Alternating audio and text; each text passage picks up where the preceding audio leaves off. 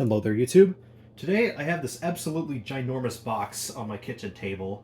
I believe this is the biggest physical size package that I have ever ordered in my life so far. So, yeah, we're gonna start opening this now.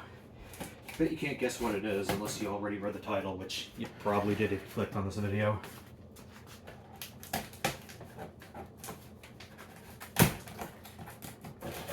This outer box is already kind of falling apart, which I can't say I'm surprised. I think this outer box really just exists to hide the contents of what's inside, because, you know, porch pirates might see it and be like, ooh, yes, let's steal this. I mean, where I live, I don't think porch piracy is really that much of a problem, but it can be. Oh, okay, there we go.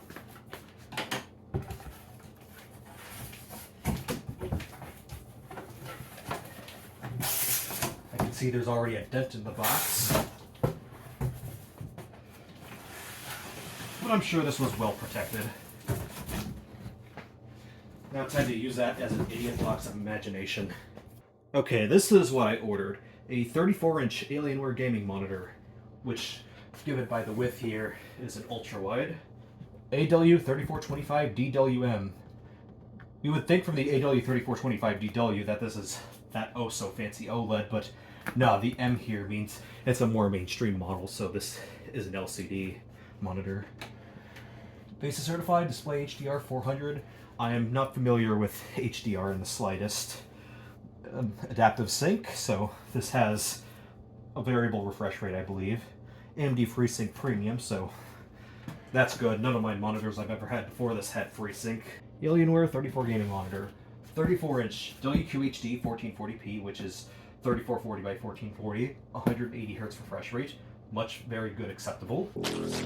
Acceptable. Lemon grab. GTG 1 millisecond. I guess that's just the advertised response time, in which that's very fast.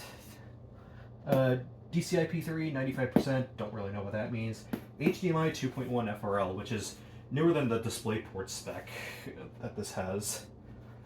And this has a VA panel, which was not my first choice, but in ultra-wide world, in curved monitor world for that matter, if you want a good panel, then you're going to have to step up to OLED, but you have to settle with VA if you don't want to spend OLED pricing, in which I hear that some higher tier VA panels can actually be quite good, and this is one of those that I heard that about. I don't know how well you can see that, but this was manufactured in January of 2025, so it's actually older than the review units that some reviewers got several months back. 51p, let's see what that manufacture date is. I'll throw that on screen. Okay, it's the 25th of January 2025. I just calculated that in my head. But yeah, this box has quite a nice blue to it. I like it. Anyway, let's crack this puppy open. Let's get the tape up here. Got the tape over here.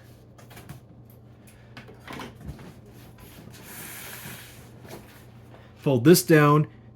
Conveniently tells us over here what it includes: HDMI cable, DisplayPort, USB type A to B, and a power cable. Let's open this up. Okay, I am now at a more optimal angle for an unboxing.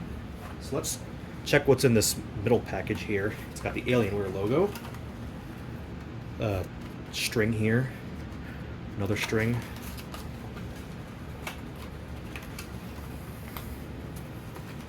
So this is an Alienware sticker. Huh, that's nice.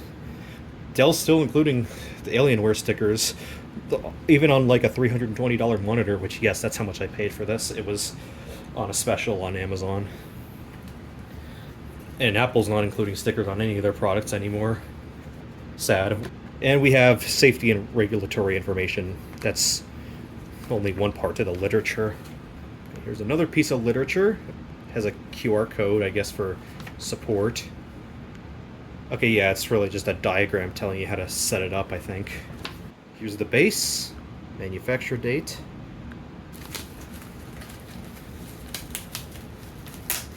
Let's unwrap this.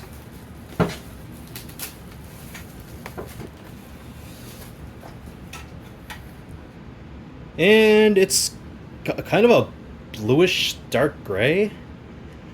The reviews I saw of this monitor were pointing out that it's blue, in which I guess in some lighting scenarios it's more blue than it could be. Okay, yeah, looking at more indirect light, it definitely is more bluish than it is in the kitchen lighting.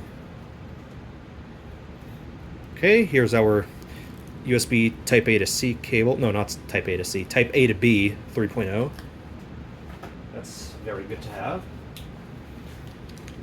DisplayPort cable, a nice and modern one. I think it's only 1.4, or at least that's the spec of DisplayPort that's on this monitor. The cable might be 2.1. I'm not sure on that. Here's the power cable. It's just your typical PC power cable, or as some people call it, a kettle lead. And here's an HDMI 2.1 cable, which is higher bandwidth than DisplayPort 1.4, so I might actually use this, although my portable monitor also uses HDMI, and my graphics card only has one HDMI output, so I'd have to choose wisely. HDMI Ultra Speed. And on this part of the box, we have the stand.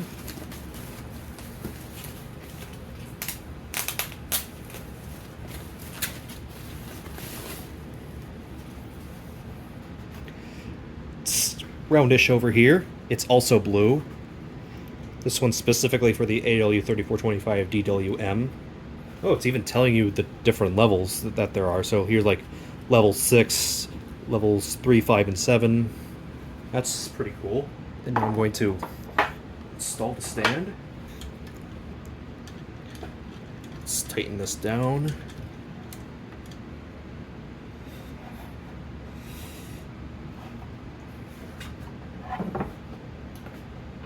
Okay, that's nice and solid. That's something that Dell's always been really good at with their monitors, is their stands are just really high quality.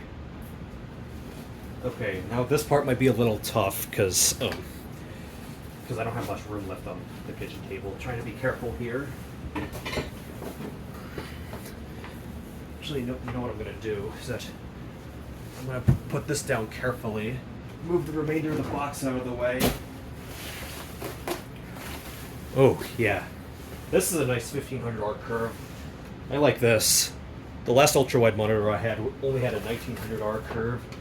This is actually more curved than the more premium AW3425DW with the OLED panel. So that's pretty cool. I mean, it's not an 800 arc curve or anything like that, but 1500 R is quite nice. Oh, that's interesting. I was not expecting the power button over here to be separate from the joystick. The joystick feels a little cheaper than that on the Dell UltraSharp U3421WE I used to have, but definitely better than the Acer Nitro XF243Y. Okay, date of manufacture, January 2025. There's the power supply, dual HDMI ports, display port, the USB input, and then here are two USB 3.0 ports. This does not have a Type C on it, unlike the more premium OLED model. Here's a rainbow Alienware logo, holographic, I want to say. It does not light up, which I personally prefer. And we have the new modern Alienware design here. Let's peel that off. Yeah. And just like the stand over here that I'm about to install, the chassis or the cabinet, whatever you want to call it, is also blue. So now let's install the stand. I got that lined up, put it in place. Oh yeah, now that's a beaut. Nice and curvy, but also goes up nice and high. But since we have height adjustment, I'm trying to baby this. It's brand new.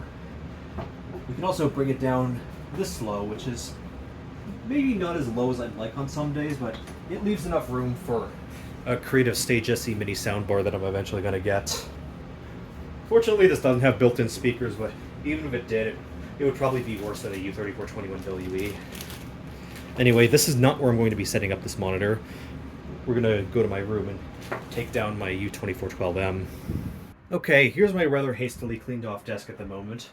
Here's the Dell UltraSharp U3412M.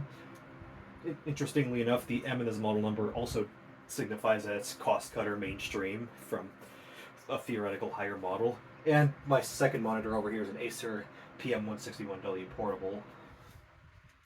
Alright, so the U2412M is going to go. I'm just not doing it anymore with these 60 Hz Dell UltraSharps. Okay, here's the big boy. I'm going to have to move this back. I'm going to use DisplayPort for now because I don't have another HDMI free, nor do I have an adapter. And now I'm going to plug her in. Okay, I don't see a light right now. That's excluding the fact that my portable is blocking it. Okay, let's turn this puppy on. Ooh. Okay, the Alienware logo fades out.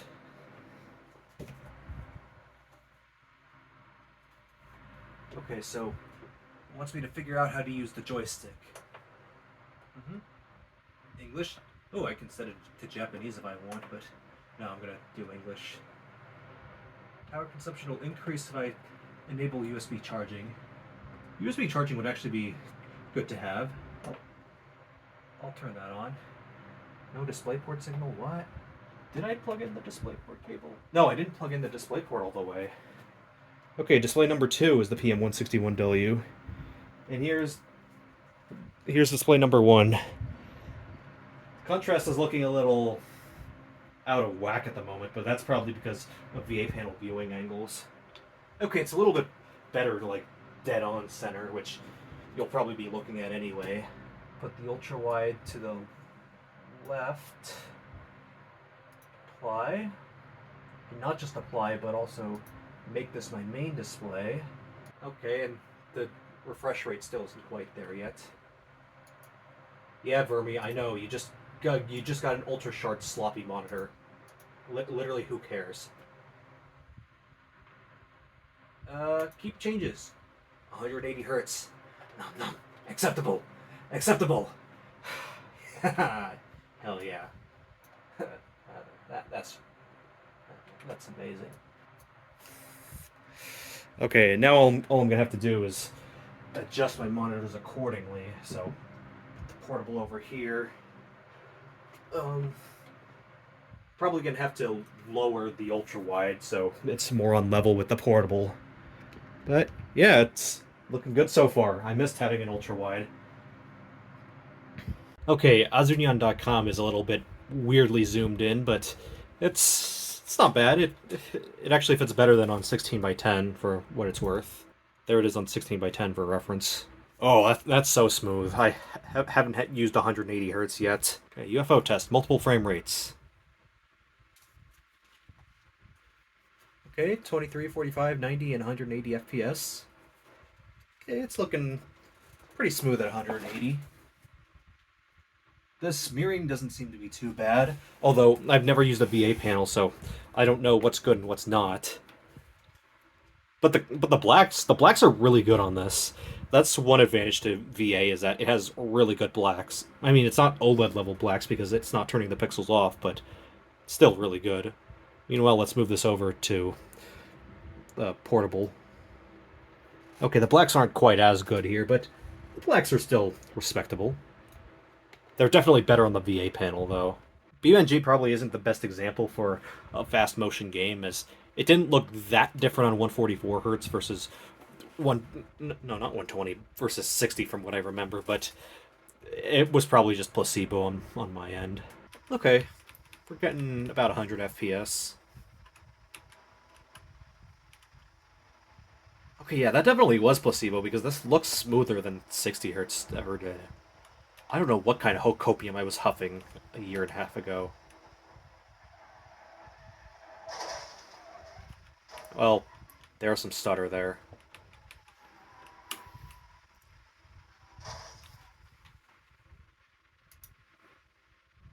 Okay, do I have another way to test 180 Hz?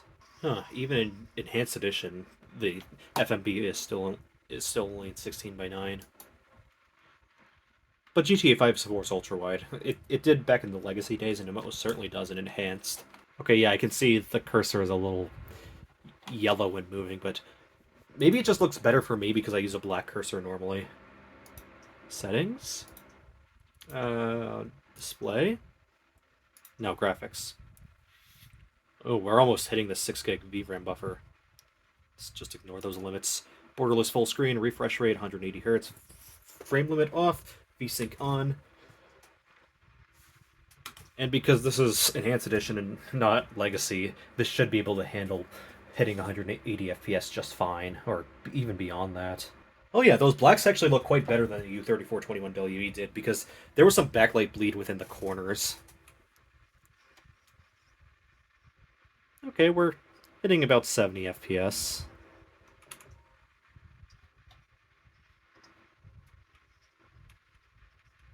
Let's see if we can get into the 100s.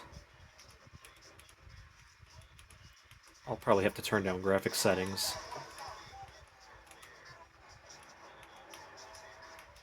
Maybe I should turn off the radio. Not that you can really hear it to begin with, because of how miserable the PM161W speakers are. This will just be temporary. Eventually, when I get paid from eBay, I'm gonna get some Creative Mini SE soundbar. I'm tripping on my words.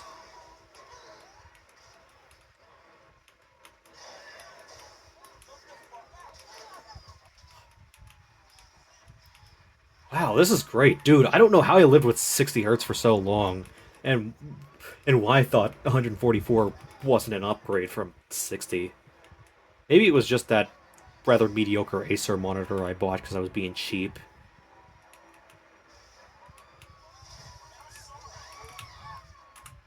Another good thing is that this game actually does ultra-wide properly.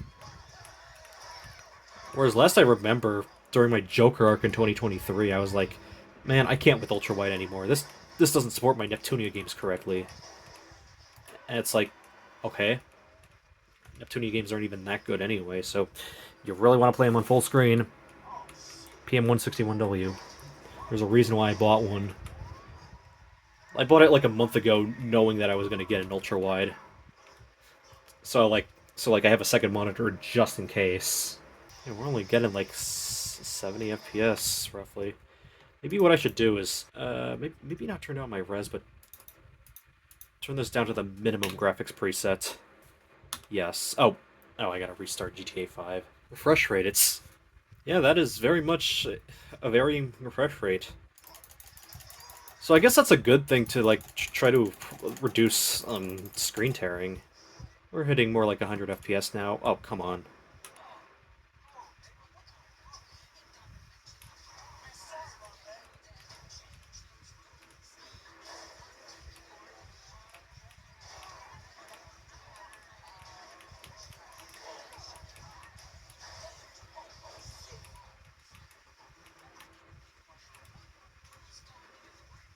Yeah, we are getting a higher FPS than we did in whatever mode I was running before. But it's still not quite to what this monitor can handle. I don't really play Counter-Strike, so I don't really see the disadvantages in a VA panel. But also, this is one of the better ones from what I understand. So far, I gotta say that I'm impressed with this VA panel. It actually looks on par with IPS, sometimes better than, mostly with like the contrast and the black levels. Although the viewing angles are not the best. That's a known weakness of VA. But if you're looking like straight on, which you probably are with an ultra-wide anyway, then VA panels can actually be quite good. I'm not going to understand anyone who says that VA is worse than TN, because it's straight up not. TN is just awful. And I just cannot do TN panels regardless of the condition. Whereas I can definitely do VA if it's one of the better panels out there, like this one. I'll have to see how that holds up long term. And I'm about to get shot.